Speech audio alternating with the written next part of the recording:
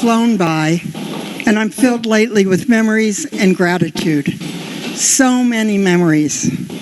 When I was first elected, I was called the miracle senator because Democrats had suffered historic losses that year, and I was a Democrat in a Republican-leaning district. I was definitely a long shot. Also, very few women had ever served in the Senate. Senator Lucas and I were the 6th and 7th ever. So my first day on the Senate floor, I was excited and also terrified. Historic figures like Hunter Andrews, John Chichester, and Joe Gartland were in charge. The procedures and rules and traditions were complex and confusing, and frankly, they still are. Because of our rarity, we women really stood out. Eyes were watching us. We couldn't fail, so I was very anxious. But I'm also filled with so much gratitude.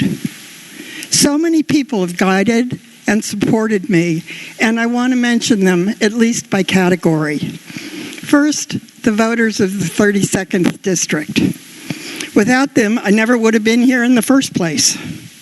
My family, especially my husband Hunt, who has supported me in every way for almost 60 years. My staff, including the interns. I'm especially grateful to Carol Straub, who for 10 years has been my devoted chief of staff. Members like Ken Plum and Dick Zaslaw, who taught me the ropes, even after I already knew them. Madam Clerk and her staff, who make us all look like competent people, even when we're flailing and need a lot of assistance, and who also improve and protect the Senate and our procedures.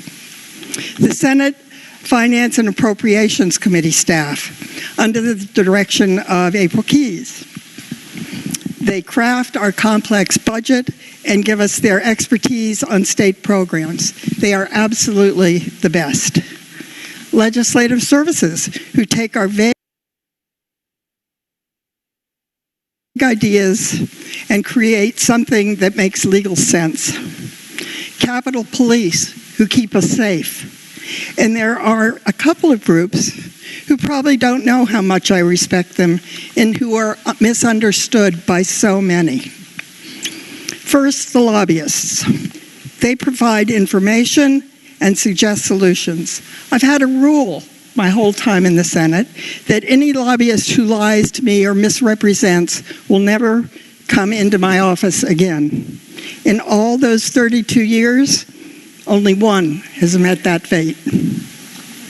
And second, the press. These 3 decades have been very challenging for the press. I've dealt with hundreds of reporters from print, TV, and radio covering all parts of the state and areas of public policy. I have known them to be overwhelmingly professional and eager to get the story right. You can't ask for much more. And finally, I want to recognize all the senators I've served with. We come from very different backgrounds and regions. There are reasons some of us are Democrats and some of us are Republicans.